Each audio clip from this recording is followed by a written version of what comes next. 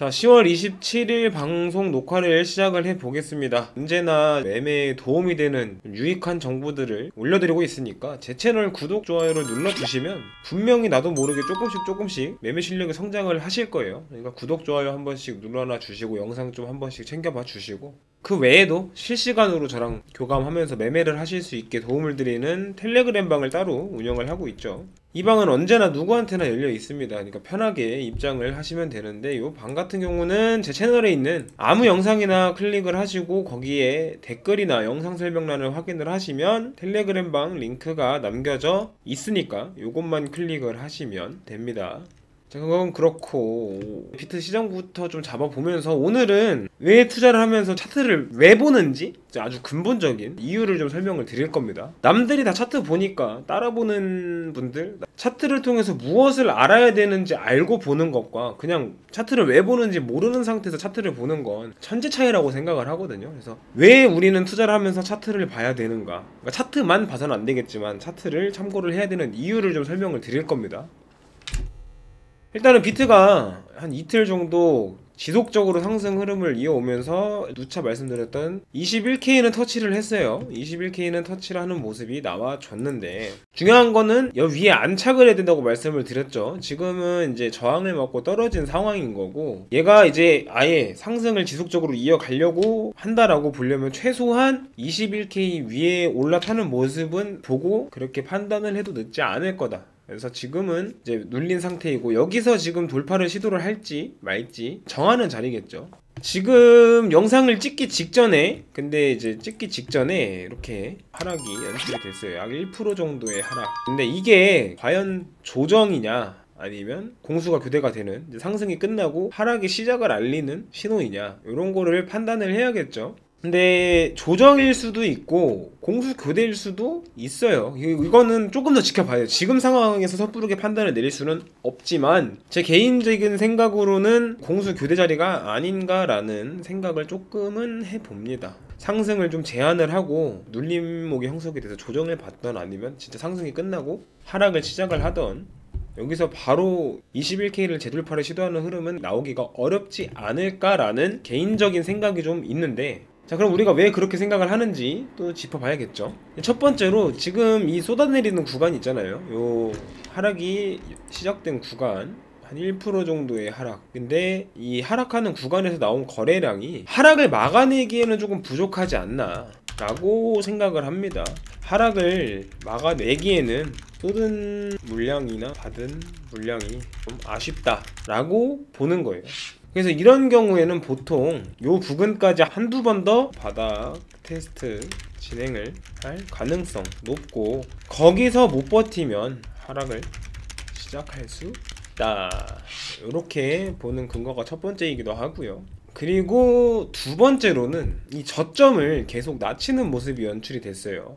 저점을 낮추고 이거 잘 안 보이네.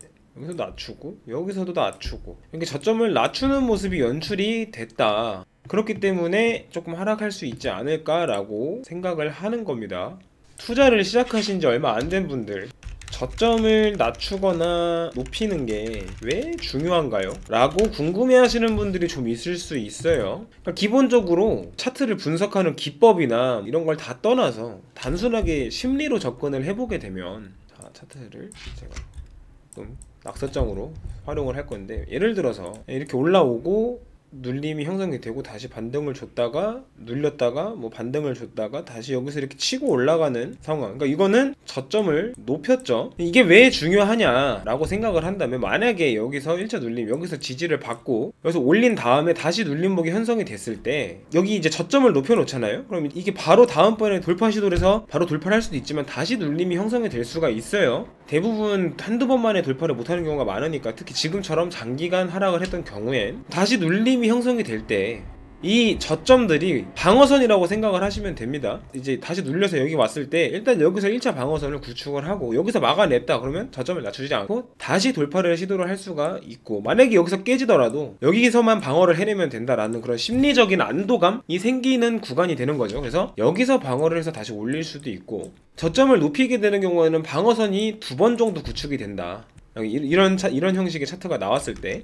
근데 반대로 저점을 낮추는 차트가 나오는 경우를 예시로 들어보면, 예를 들어 상승이 나오고 하락이 나오고 올랐다가 하락이 나오고 다시 이 위치가 왔을 때, 이 구간에서 이 구간이 왔을 때 다시 눌림이 형성이 될 때, 일단 방어선은 두 개가 맞아요. 방어선은 두 개가 맞는데 저점을 낮췄기 때문에 여기에 방어력이 강하지가 않다. 방어력이 강했으면 저점을 높였겠지. 근데 방어력이 약했으니까 낮췄겠죠. 그러면은 우리가 심리적으로 기대할 수 있는 방어선은 여기밖에 없다는 거죠. 저점을 높였을 때는 방어선이 두 번 구축이 되는데 저점을 낮춘 경우에는 한 번 정도밖에 구축이 안 된다. 만약에 여기가 깨지면 심리가 깨지기 때문에 추가적으로 큰 폭으로 하락을 할 가능성이 더 높아진다. 아주 간단하게 그냥 이해하기 쉽게 저점을 높이는 모습이 확인이 되는 게, 얘가 힘이 좋구나 약하구나, 추가 상승을 할 수 있구나 없구나 라고 판단하는 근거 중에 하나로 활용이 되기도 합니다. 100%는 아니지만 어차피 선물이든 현물이든 투자는 확률이기 때문에 확률 싸움을 하는 거고, 수익을 볼 거냐 못 볼 거냐, 우리가 투자를 매수를 진입을 하면 수익을 볼 수 있는 확률과 수익을 볼 수 없는 확률,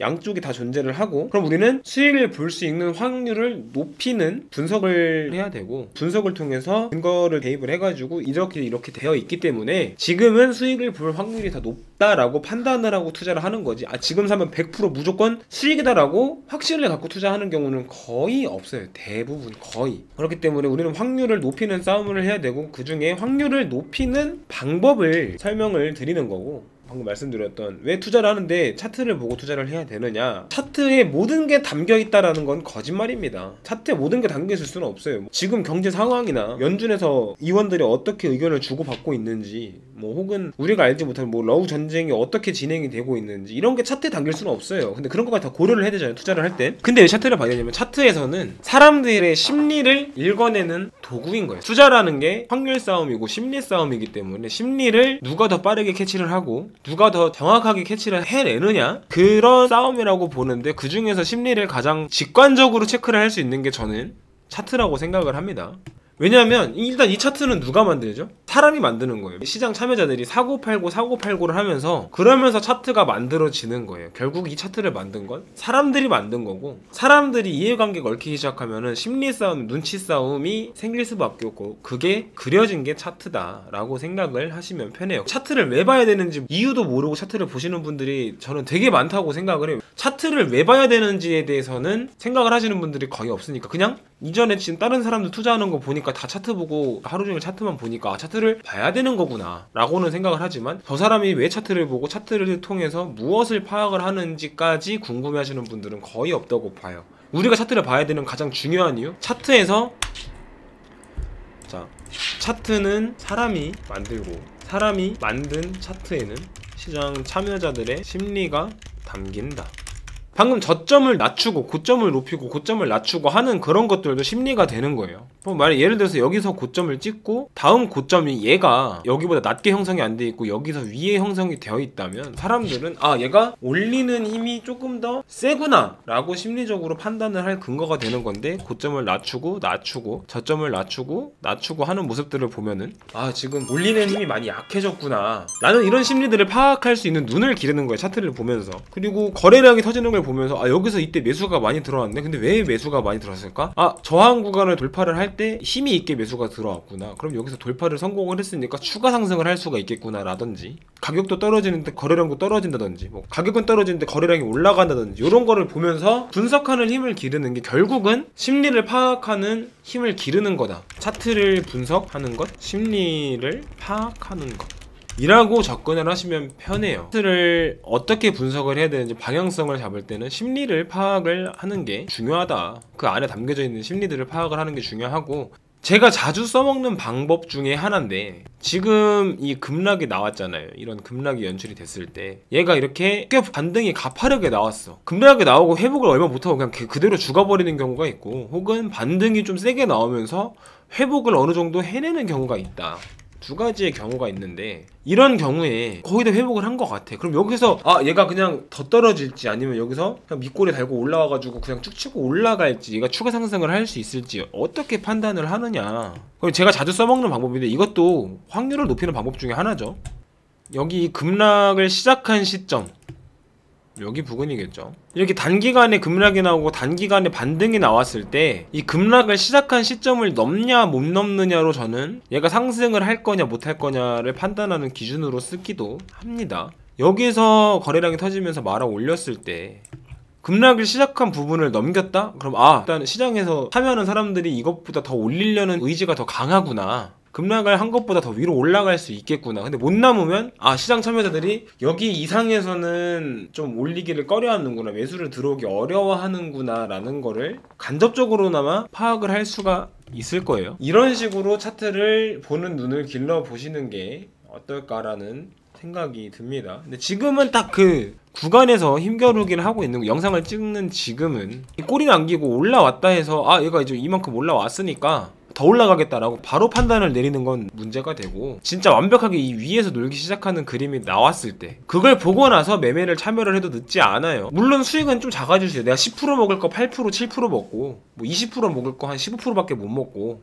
뭐 수익이 좀 줄어들면 어때? 수익을 보는 게 중요하지, 손실을 보는 것보다. 만약에 여기서 올라왔네? 롱이다 하고 롱으로 타점을 다 잡았다가 만약에 얘가 쭉 빠져버리면, 얘가 결국에는 여기를 이겨내지 못하고 저항을 맞아 다시 떨어지기 시작하면 결국 수익이 아니라 손해를 보게 되는 거니까, 대개 수익을 볼 수 있으면 한 70, 80 정도의 수익을 보면서 만족하는 습관을 들이셔야 된다고 저는 말씀을 드릴게요. 그거는 굉장히 중요해요. 굉장히 중요한 부분이고, 물론 욕심이 많으신 분들이 다 솔직히 뭐 선물 투자하는 사람들 중에 욕심 없는 사람이 어디 있겠느냐마는, 그렇기 때문에 더더욱이 100 먹을 거 80만 먹고 80 먹을 거 60만 먹고 하는 습관을 들여놓으셔야 긴 기간 투자를 했을 때 결론적으로 내 계좌가, 내 자산이 불어날 확률이 더 높아진다. 그런 것들을 활용을 하셔서 차트에서 심리를 파악을 하는 방법들, 뭐 이런 걸 파악을 하시면서, 그래서 제가 지지저항선이 중요하다라고 말씀을 드렸던, 왜냐, 지지선이 깨졌어. 사람들이 지지가 깨졌다, 하락하겠다라는 심리가 작용을 할 거고, 저항선을 돌파를 했어. 그럼 여기 돌파했으니까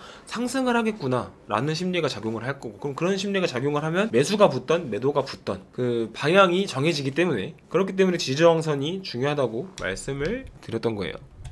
차트를 통해서 심리를 파악하는 것도 굉장히 중요한 일환 중에 하나이기도 하고요. 차트를 그냥 본다기보다는 차트를 통해서 사람들의 심리를 파악을 해야 되는구나 라는 걸 알고 차트를 접근을 하게 되면 그거에 맞춰서 차트를 분석을 하게 되는 거고, 다른 이유를 갖고 차트를 접근하게 되면 그거에 맞춰서 분석을 하게 되는 건데, 저는 그렇게 생각을 해요. 차트를 보는 가장 큰 이유는 심리를 파악하기 위해서지, 차트가 모든 걸 담고 있다고 생각을 하진 않습니다. 저는 선물 같은 경우는 짧은 호흡으로 접근을 할수록 심리 싸움, 시장의 눈치 싸움, 시장이 분위기가 어떤지, 얘들이 지금 어떤 심리를 갖고 있는지, 얘가 매수가 붙을 건지 안 붙을 건지를 빠르게 캐치를 해놔야 되기 때문에, 그래서 차트가 조금 더 비중이 크다라고 생각을 하는 거고요. 현물 같은 경우에는 현물 같은 경우로 접근을 하게 되면 차트보다는 차트의 비중이 좀 줄어들고, 다른 뭐 시장 상황들이나 코인 뉴스들이나 이슈들이 조금 더 큰 작용을 할 수도 있겠죠. 그래서 그거는 내 투자 방식에 맞춰서 그때그때 적절하게 사용을 해야 되고, 뭐 차트만 잘 봐서 되는 게 아니고 시장 상황만 잘 봐서 되는 게 아니고 둘 다 잘 봐야 되긴 한다. 그리고 상황에 맞춰서 적재적소에 잘 맞게 활용을 해야 된다라는 말을 드리는 겁니다. 그래서 오늘은 우리가 투자를 할 때 차트를 보는 이유는 이 정도로 조금 정리를 해보면 될 것 같고요. 이제 간단하게 지지저항선 체크를 하고 영상 마무리 예정인데, 일단 당연히 저항 구간은 고점을 찍고 내려온 21K가 저항으로 작용을 할 거고, 그 다음으로 저항 구간을 체크를 할 수가 있는 게 어디냐, 21K 요정도 부근이 저항선으로 작용을 할 거고, 그 다음으로는 한 요정도 구간에서 저항이 작용을 하는 걸 볼 수가 있죠. 여기서 여기 사이니까 한 20.8에서 9K 정도, 22만 850 부근.